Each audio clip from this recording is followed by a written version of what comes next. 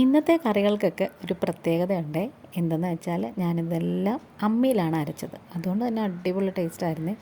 വെള്ളാക്കണ്ണി എന്നൊക്കെ പറയുന്നൊരു മീനാണ്. നിങ്ങളുടെയൊക്കെ നാട്ടിൽ എന്താ പറയുന്നതെന്ന് അറിയത്തില്ല. ഇച്ചിരി മുള്ളൊക്കെ ഉള്ളതാണ്. പിന്നെ ദേ നല്ല കുരുമുളകൊക്കെ അരച്ച രസം ഉണ്ടായിരുന്നു.